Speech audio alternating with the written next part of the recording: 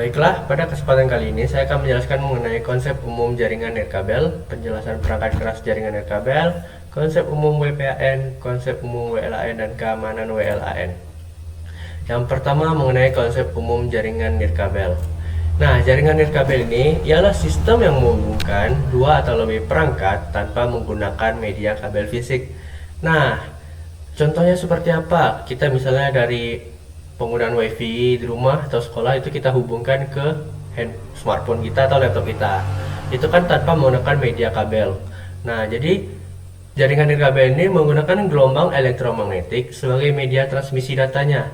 Jadi data-data yang diubah itu menjadi sinyal radio atau sinyal optik, lalu dipancarkan melalui udara, lalu ditangkap oleh perangkat yang diterima. Contoh tadi smartphone, laptop yang menerima data itu dari wifi. Terus komponen utama jaringan nirkabel ini biasanya ada access point yang pertama. Nah, access point ini tuh ialah perangkat yang memancarkan dan menerima sinyal. Biasanya digunakan untuk memengaruhi jangkauan atau stabilitas sinyal itu, atau memperluas dari jaringan wifi tersebut. Lalu kedua ada wireless adapter. Wireless adapter ini biasa kita temukan dulu di laptop-laptop lama yang tidak bisa menggunakan internet. Jadi kita menggunakan perangkat tambahan seperti wifi card, USB adapter, atau modul ponsel.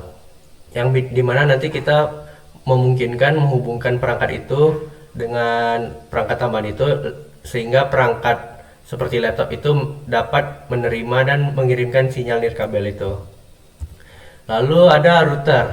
Router ini nih seperti dia mengelola lalu lintas data yang dimana dia ini sebagai penghubung jalan, dimana dia bisa mengatur pembagian alamat IP untuk tertentu atau biasa untuk membataskan kecepatan sebuah jaringan internet atau juga menghubungkan jaringan lokal ke internet. Lalu selanjutnya ada antena, dimana antena ini sebagai penerima dan memancarkan sinyal radio. Nah, antena ini terbagi menjadi dua, ada omnidireksional dan direksional. Kalau omnidireksional itu dia menyebar ke segala arah, sedangkan direksional itu dia hanya fokus ke arah yang ditentukan dia, yang dapat mempengaruhi jangkauan dan kekuatan sinyalnya. Nah, terus ada juga klien. Klien ini seperti perangkat-perangkat user yang kita pakai seperti smartphone, laptop, tablet, smart TV, dan lain-lainnya. Lalu apa sih tujuan jaringan nirkabel ini? Tujuannya itu yang pastinya yang pertama tentunya memberikan kemudahan akses, karena kita tidak menggunakan media kabel fisik lagi, sehingga pengguna itu dapat terhubung lebih mudah dan cepat tanpa perlu harus terhubung dengan suatu kabel fisik. Makanya tujuan jaringan nirkabel ini memberikan kemudahan akses.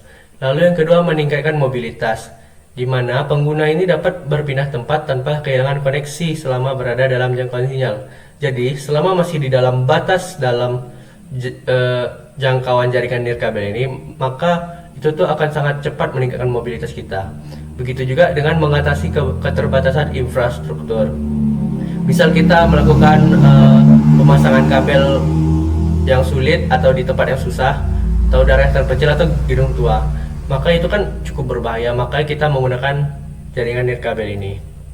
Terus ada juga manfaatnya. Manfaatnya yang pasti seperti tadi, fleksibilitasnya yang tinggi, karena tidak terikat dengan kabel lagi, jadi penggunaan itu tuh bebas, tergantung dengan jaraknya. Semakin jauh dari jarak, maka minusnya kekuatan internetnya makin melambat. Terus juga instalasinya lebih mudah, tidak perlu kita harus merakit-rakit kabel dan sebagainya. Dia hanya cukup kita menambahkan suatu IP tertentu. Terus efisiensi biaya tentu juga, karena instalasi dan perawatannya itu cukup lebih rendah dibandingkan waktu kita menggunakan kabel. Terus juga mudah dikembangkan, karena kita cukup menambahkan perangkat baru untuk menghubungkannya atau biar jaringan itu makin kuat, makin cepat gitu. Terus juga mendukung mobilitas kerja, yang dimana biasa di kantor atau kampus itu tuh kan menuntut fleksibilitas akses jaringan. Nah, jadi karena dengan jaringan nirkabel ini kita akan terdukung pekerjaan kita. Terus jenis jaringan nirkabel ini juga ada 4. Ada WPAN, itu wireless personal, ada WLAN lokal, WMAN metropolitan, dan WWAN wide atau antar negara. Nah, cuman di materi saya ini saya akan cuma menjelaskan WPAN dan WLAN. Nah, yang pertama WPAN. WPAN itu Wireless Personal Area Network. Nah, seperti di penjelasan, jangkauannya itu sangat dekat, hanya beberapa meter. Bisa dibilang hanya di bawah 100 meter biasa, di bawah 10 meter pas 100 meter biasanya. Misalnya kita contohkan Bluetooth yang biasa kita gunakan di smartphone kita untuk menghubungkan ke headset atau transfer file antar smartphone gitu. Terus ada juga WLAN, Wireless Local Area Network. Biasanya itu tuh digunakan di area-area lokal seperti rumah, sekolah atau kantor. Contoh-contoh yang sering kita gunakan di sehari-hari mungkin ada WiFi yang biasa menyediakan akses internet untuk kita. Sedangkan WMAN ini tuh untuk metropolitan atau satu kota. Biasanya tuh dipakai penyedia layanan yang menyediakan koneksi internet skala kota. Kayak teman-teman pernah lihat nggak sih teman-teman pernah lihat nggak sih seperti ada tower itu? Itu tuh menggunakan WMAN itu. Terus ada WWAN di mana dia tuh antar kota. Jadi dia tuh jaringan selulernya itu bisa 3G, 4G, 5G. Biasanya disediakan operator telekomunikasi untuk komunikasi suara atau data dengan akses internet luas. Selanjutnya kita masuk ke definisi perangkat keras atau perangkat kerasnya jaringan nirkabel, di mana perangkat kerasnya itu mencakup semua perangkat fisik yang membangun, menghubungkan, mengirim, menerima, dan mengelola komunikasi data tanpa kabel. Nah, perangkat-perangkat ini tuh mengubah data digital itu menjadi sinyal elektromagnetik yang dipancarkan melalui udara, sehingga laptop, smartphone, dan komputer itu dapat berkomunikasi secara fleksibel dan praktis. Biasanya bagian perangkat keras jaringan nirkabel ini tuh seperti ada router, access point, adapter, dan sebagainya. Nah, yang pertama kita akan membahas mengenai access point, di mana fungsi access point yang pertama itu pastinya memancarkan sinyal WiFi, yang dimana dia itu menghubungkan perangkat wireless itu ke LAN WiFi itu, dan dia dapat mengatur banyak perangkat sekaligus. Jadi dia tuh memperkuat sinyal WiFi itu di suatu daerah tertentu. Misal jika kita WiFi kita di ruang tamu, tentunya di ruang belakang atau dapur itu kan agak kecil jaringan internet. Tapi jika kita menambahkan access point ini di sekitaran dapur itu, maka kecepatan internet di sana juga sama kuat dengan WiFi kita. Terus ada juga router wireless. Router wireless ini tuh biasanya yang untuk mengatur lintas data jaringan kita, karena dia bisa untuk mengelola IP tertentu, terus juga bisa untuk mengatur kecepatan dari penerima dan pengirim jaringan internet ini. Terus ada juga wireless network adapter. Seperti tadi, adapter jaringan nirkabel ini memungkinkan perangkat seperti laptop atau PC, di mana dia dapat menangkap dan mengirim sinyal WiFi. Jika tidak ada adapter ini, biasanya perangkat itu tidak dapat berkomunikasi dengan jaringan nirkabel. Biasanya kalau internal, dia itu langsung tertanam di dalam laptop atau smartphone kita. Cuman kalau eksternal, biasanya kita beli seperti USB WiFi. Terus juga ada antena. Nah, antena ini kan ada dua tadi, ada omnidirectional dan directional. Omnidirectional itu tuh memancarkan sinyal ke segala arah. Jadi cakupan area luasnya itu di sekitar titik pusat. Berbeda dengan direksional ini. Direksional ini itu memfokuskan sinyal ke arah tertentu untuk jangkauan lebih luas dan performanya yang kuat dan terarah. Biasanya antena itu tuh digunakan untuk memperkuat kualitas sinyal dan memperluas jangkauan jaringan kita. Karena kualitas antena itu berpengaruh langsung terhadap performa koneksi. Terus ada juga repeater atau extender dan wireless bridge. Nah, biasanya wireless repeater atau extender ini tuh dia tuh memperkuat sinyal dari access point kita tuh untuk menjangkau area yang sinyal lemah. Biasanya itu tuh untuk sudut rumah atau ruang jauh. Terus ada juga wireless bridge, di mana dia tuh menghubungkan dua jaringan LAN yang terpisah secara nirkabel. Biasanya digunakan untuk menghubungkan antar gedung atau lokasi jarak jauh tanpa menggunakan kabel fisik. Terus ada juga wireless controller, biasanya opsional ini, di mana dia tuh digunakan di jaringan besar untuk mengelola banyak akses point sekaligus. Dia dapat mengatur konfigurasi, keamanan, dan kebijakan jaringan secara terpusat. Perangkat ini jarang kita temukan karena biasa kita temukan itu di perusahaan atau bahkan di kampus atau area publik yang membutuhkan koordinasi dan konsistensi antar akses point. Nah, tujuan dan manfaat utama perangkat keras nirkabel ini yang pastinya tadi fleksibilitas, karena tanpa kabel itu pengguna itu tidak perlu terikat oleh lokasi atau jarak tertentu seperti menggunakan kabel.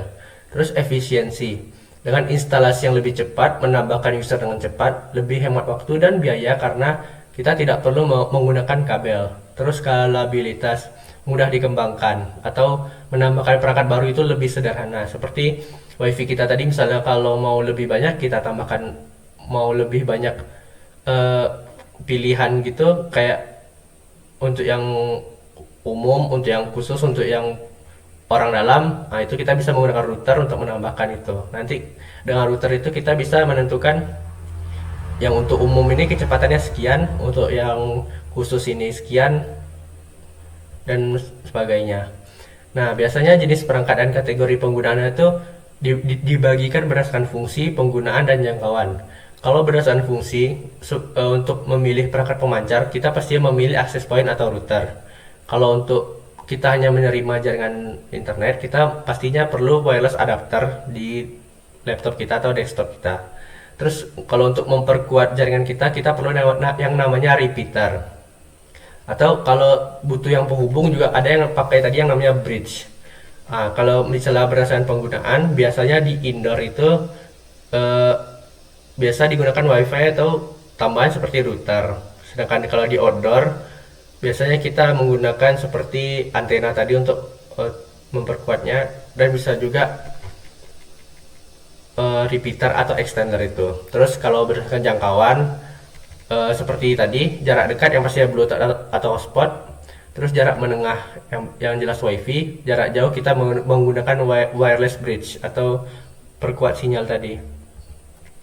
Kita masuk ke materi ketiga, konsep umum WPAN, Wireless Personal Area Network, yang dimana WPAN ini tuh merupakan jaringan nirkabel yang menghubungkan perangkat dalam jarak sangat dekat, yang biasanya paling jauh sebanyak 10 meter. Nah, biasanya itu sering kita temukan di smartphone, laptop, headset, smartwatch, dan lainnya, yang dimana menggunakan WPA ini itu menekankan koneksi yang cepat, tapi dengan jangkauan yang terbatas. Tetapi konsumsi daya rendahnya itu rendah dibanding menggunakan jaringan seperti WiFi. Nah, contoh penggunaan WPA ini itu yang pastinya kita seperti menggunakan headset Bluetooth. Ada juga yang menggunakan mouse mouse wireless pada laptop. Itu kan tidak perlu menggunakan kabel. Seperti di contoh gambar itu masih menggunakan headset yang menggunakan kabel. Sedangkan kalau kita menggunakan headset wireless itu menggunakan Bluetooth. Jadi kita cukup hidupin di smartphone kita Bluetoothnya dan hubungkan ke headsetnya. Jadi kita tidak perlu harus di beberapa jarak tertentu. Kalau kita masih jauh pun masih bisa terdengar suara lagu dari headset kita. Terus biasanya komponen utama WPAN ini atau device-nya itu yang pastinya smartphone itu yang perlu. Terus smartwatch, terus bisa juga headset, dimana tiga ini itu bisa untuk dihubungkan ke salah satunya.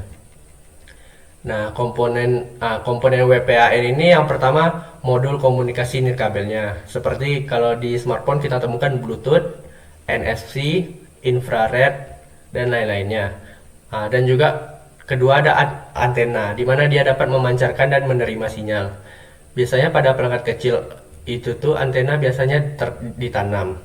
Nah, fungsi antena itu tuh untuk memperkuat sinyal agar komunikasi berjalan lancar di jangkauan WPAN itu. Nah, terus ada juga protokol dan software. Kalau protokol ini biasanya dia mengikuti aturan standar. Seperti contoh Bluetooth memastikan data yang kita kirim itu dipahami oleh perangkat lain. Jadi komunikasinya itu benar dan handal, tidak sembarangan atau salah gitu. Terus ada software juga. Software ini dimana mengatur pengiriman data, keamanan, dan manajemen koneksi antar perangkat WPAN. Nah, tujuan pengembangan WPAN ini tuh yang pastinya mempermudah koneksi tadi, karena dengan dalam jarak di bawah 10 meter itu menghubungkannya cukup cepat dan sederhana. Terus juga mendukung mobilitas, karena dengan penggunaan perangkat yang tanpa batas jarak kabel tadi ideal untuk pengguna yang misalnya sibuk atau aktif bergerak begitu. Terus ada juga mengurangi ketergantungan kabel-kabelan karena meningkatkan kenyamanan penggunaan perangkat sehari-hari. Dan tentunya efisiensi energi karena konsumsinya yang daya rendah cocok untuk perangkat yang baterainya kecil. Nah, terus apa sih manfaat WPAN itu dalam kehidupan sehari-hari? Tentunya karena kemudahan dan tentunya karena kemudahan dan hemat energi serta cepatnya terhubungnya, kita sebagai user itu cukup mengaktifkan contohnya seperti Bluetooth itu untuk menghubungkan ke perangkat seperti smartwatch, mouse, headset wireless, dan sebagainya. Nah, jenis-jenis WPAN tadi itu ada yang tadi Bluetooth, di mana Bluetooth itu tuh jangkauannya seperti kayak biasanya di bawah 10 meter. Di mana dengan konsumsi yang daya rendah dan mudah digunakan, biasanya Bluetooth ini yang paling sering kita gunakan untuk menghubungkan ke headset wireless, ke smartwatch, dan ke perangkat-perangkat lainnya. Terus ada juga NFC. Biasanya NFC ini tuh karena dia sering digunakan untuk pembayaran digital atau kartu akses karena keamanannya yang tinggi dan koneksinya yang cepat dan instan. Terus ada juga infrared. Biasanya kita temukan di remote TV yang dimana harus kita arahkan dulu ke perangkat TV-nya. Dan masih ada banyak jenisnya yang lain. Terus masuk kita ke materi keempat. Ada konsep umum WLAN, Wireless Local Area Network. Berbeda dengan WPAN tadi yang berjarak hanya di bawah 10 meter, WLAN ini tuh biasanya berjarak di bawah 10 meter atau 1 kilo seingat saya. Soalnya WLAN itu tuh dia tuh jaringan komputer nirkabel yang menghubungkan perangkat dalam area lokal tanpa kabel fisik. Misalnya seperti rumah kita, atau sekolah kita, atau kantor, atau bahkan kampus, kafe, dia menggunakan itu. Contohnya yang sering kita temukan itu seperti penggunaan WiFi, karena WLAN itu tuh menggunakan gelombang radio untuk mentransmisikan data antar perangkat, seperti laptop, smartphone, dan tablet. Nah, WLAN itu tuh biasa digunakan itu karena dia yang fleksibilitas dan memudahkan pemasangannya dan juga membantu user untuk mudah bergerak. Nah, yang pastinya komponen utama WLAN itu access point, yang dimana dia tuh sebagai pusat pemancar atau penerima sinyal WiFi. Jadi jaringan itu tidak hanya kuat di satu tempat, tapi juga ada kuat di tempat yang ditentukan atau tempat adanya access point itu. Karena dia memancarkan sinyal dari WiFi, terus menghubungkan perangkat-perangkat nirkabel itu ke jaringan dan menyediakan akses ke internet. Jadi kan access point itu tuh bekerja sebagai jembatan antara perangkat nirkabel ini dan jaringan nirkabel yang biasanya terhubung ke router atau switch. Nah, biasanya banyak kita temukan di kafe, terus di jaringan perumahan yang besar tuh juga sering kita temukan. Terus ada juga router. Nah, router itu tuh sebagai pengatur lalu lintas. Tugasnya itu seperti dia mengatur ke yang jaringan ini tuh aliran datanya seberapa cepat.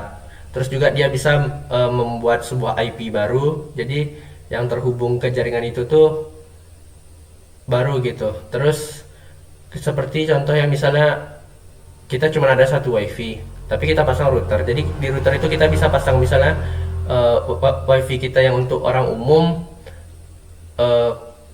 cost budi, sedangkan untuk yang untuk kita sendiri yang lebih cepat kita buat VIP owner budi gitu. Nah, nanti di VIP itu tuh kita atur kecepatannya sedikit lebih cepat dari yang untuk umum. Nah, itu fungsi router itu. Terus ada juga wireless network adapter, yang dimana dia tuh memungkinkan komputer atau gadget itu menerima dan mengirim sinyal WiFi. Seperti tadi contohnya ada WiFi card pada laptop, USB WiFi adapter. Terus antena, dimana dia ini memancarkan dan menerima sinyal radio. Nah, tadi kan ada dua tuh, ada omnidirectional dan directional. Nah, biasanya kalau yang kita temukan di luar-luar taman itu dia menggunakan direksional karena di arah-arah tertentu, karena dia untuk menguatkan dan jangkauan sinyalnya di satu tempat. Terus ada juga switch yang dimana menghubungkan beberapa perangkat dalam jaringan nirkabel yang terhubung ke WLAN. Nah, tujuan utama WLAN ini tentunya memenuhi kebutuhan jaringan modern dengan beberapa tujuan seperti memberikan akses jaringan itu tanpa kabel, terus meningkatkan mobilitas sehingga pengguna itu dapat berpindah tanpa kehilangan koneksi dengan cukup jauh. Nah, terus juga mempermudah instalasi jaringan tanpa harus menarik kabel ke setiap perangkat, di mana dia mendukung banyak perangkat sekaligus dan biasanya mendukung aktivitas belajar juga seperti bekerja, komunikasi, belajar, dan juga mencari hiburan. Manfaat WLAN tentunya fleksibilitasnya yang tinggi karena jaraknya yang cukup luas, tidak seperti WPAN. Dengan WLAN itu pengguna dapat menggunakan jaringan ini dari berbagai lokasi dalam jangkauan sinyal tanpa terikat kabel. Terus instalasinya yang cukup mudah karena tidak perlu juga pemasangan kabel yang rumit. Terus efisiensi biaya, di mana dia mengurangi biaya pemasangan kabel. Nah, dan mudah dikembangkan. Karena jika hanya satu WiFi kurang cukup kuat di daerah tertentu, kita cukup menambahkan perangkat-perangkat baru yang sederhana. Terus ada juga jenis-jenisnya berdasarkan mode jaringannya. Kalau kita biasa untuk infrastruktur, kita menggunakan access point. Karena semua perangkat itu terhubung melalui access point. Misalnya kayak wifi rumah atau jaringan sekolah, itu nanti dengan access point kita lebih stabil dan mudah mengelolanya. Terus ada juga ad hoc atau peer-to-peer. Biasanya itu terhubung eh, secara langsung tanpa menggunakan access point. Biasanya digunakan untuk saling transfer file laptop gitu tanpa router. Biasa digunakan sementara. Terus ada juga jenis-jenis WLAN yaitu berdasarkan standar WiFi sekarang. Lah, ada yang 802.11a itu kecepatan tinggi jangkauan pendek, yang B lebih lambat namun jangkauan lebih luas, yang G kombinasi kecepatan jangkauan yang imbang, terus yang N lebih cepat dan stabil dibanding yang di awal yang A. Terus ada juga yang AC kecepatannya tinggi, fitur modernnya tapi throughputnya lebih besar. Terus yang kita gunakan itu 802.11ax Wi-Fi 6 karena sangat cepat dan efisien, dimana biasa dirancang untuk kepadatan perangkat tinggi. Jenisnya juga ada dari berdasarkan jangkauan, seperti misalnya jika di indoor, ya, seperti di rumah, kantor, sekolah, kelas. Nah itu biasa kalau menggunakan penempatan access point gitu, atau melalui antena omnidireksional. Nah, sedangkan untuk outdoor biasanya itu juga menggunakan antena seperti untuk di kampus atau taman kota dengan memperkirakan perangkat tahan cuaca. Biasa dia menggunakan antena direksional yang dimana untuk memperkuat di beberapa tempat jaringan tertentu.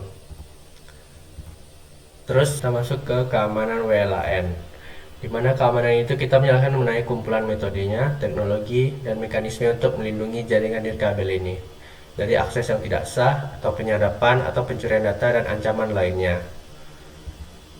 Nah, biasanya risiko dasar pada jaringan nirkabel itu tuh karena sinyal WiFi yang menyebar membuat jaringan lebih rentan dibandingkan kabel. Jadi jika kita tidak mengamankan dengan tepat, orang asing itu dapat mengakses jaringan dan menyerap data kita atau menyalahgunakan koneksi untuk tindakan merugikan pemilik jaringan. Contoh sederhananya biasa kita temui pada WiFi yang tanpa menggunakan kata sandi, yang dimana itu tuh biasanya dapat dimanfaatkan oleh siapa saja. Kenapa kita perlu belajar mengenai keamanan WLAN ini? Karena yang pasti untuk pertama itu melindungi data. Dengan mencegah pihak tak berwenang membaca data yang dikirim lewat jaringan, kita bisa melindungi data kita dari serangan-serangan dari pihak-pihak yang tidak benar. Terus juga kita mencegah akses yang tidak sah. Seperti kita hanya memberikan beberapa izin ke pengguna yang dapat mengakses jaringan. Terus ada juga dapat menjaga privasi kita, di mana itu dapat mengamankan informasi pribadi kita dari penyalahgunaan oleh orang lain.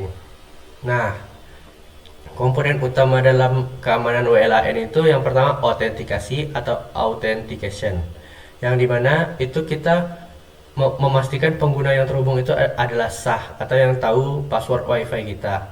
Misal contoh pertama menggunakan login dengan password WiFi, itu kita seperti memberikan kepada teman kita atau orang yang kita kenal itu password WiFi-nya, atau kita juga bisa membuat seperti loginnya itu harus menggunakan username dan password.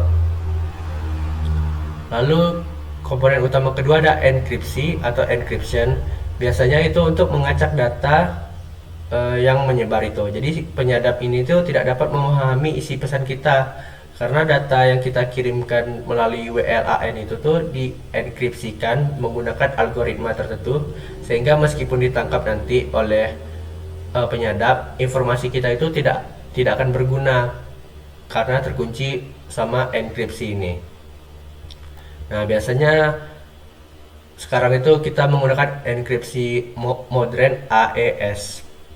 Terus kita juga harus mengakses kontrolnya, seperti siapa saja yang boleh terhubung. Terus kita juga harus memfilter MAC addressnya dan membataskan penggunanya. Terus juga kita perlu yang namanya firewall. Firewall itu tuh untuk menyaring tarif masuk atau keluarnya suatu bahaya tertentu. Jadi kita dapat memblokir atau mengecek aktivitas mencurigakan atau berbahaya sehingga jaringan kita ini tuh nanti tetap terlindungi dari ancaman-ancaman yang tidak kita ketahui. Terus ada SSID yang biasanya jaringan WiFi ini tuh kita sembunyikan biar untuk orang-orang yang tidak berwenang atau tidak berkepentingan itu tidak dapat menemukan WiFi kita. Atau kita juga bisa mengatur di akses point kita seperti mengatur kata sandinya, jenis inskripsinya, dan membatasi aksesnya. Kenapa itu kita lakukan? Karena semua itu penting untuk agar kita dapat menjaga keamanan data-data kita. Manfaat penerapan keamanan WLAN ini tentunya jaringan kita lebih aman karena kita tidak perlu khawatir data kita itu bakal dicuri atau disadap oleh orang tidak berkepentingan. Terus juga penggunaan itu terkontrol. Kita tahu siapa yang memakai jaringan nirkabel kita atau WiFi kita itu, dan siapa juga dan apa juga yang diaksesnya. Terus juga kita meningkatkan kepercayaan kita, seperti kita percaya diri karena kita merasa bakal aman data kita, karena kita sudah melakukan beberapa keamanan jaringan yang telah kita lakukan. Terus juga menjaga kinerja karena jaringannya tetap stabil sehingga tidak bisa dipenuhi atau digunakan oleh pengguna-pengguna yang tidak sah. Nah, biasanya jenis keamanan WLAN itu tuh yang pertama ada WEP, Wired Equivalent Privacy. Itu tuh metode lama yang dimana menggunakan inskripsi sederhana dan biasanya mudah diretas. Yang kedua ada WPA, itu tuh dikembangkan sebelumnya dari WEP, dimana dia tuh lebih aman dari WEP ini. Terus menggunakan inskripsi yang lebih baik. Terus ada juga yang sekarang WPA 2, yang dimana itu tuh biasa sudah masuk standar keamanan yang lebih kuat karena dia sudah menggunakan enkripsi AES. Jadi dia lebih aman dan stabil. Lalu ada juga WPA 3 yang dimana dia tuh standar terbaru dengan keamanan yang lebih tinggi. Terus juga dapat pelindungan dari serangan brute force. Terus juga biasanya untuk jaringan publik itu lebih aman. Jangan sampai kita malah open network atau tidak pakai pengaman apa-apa.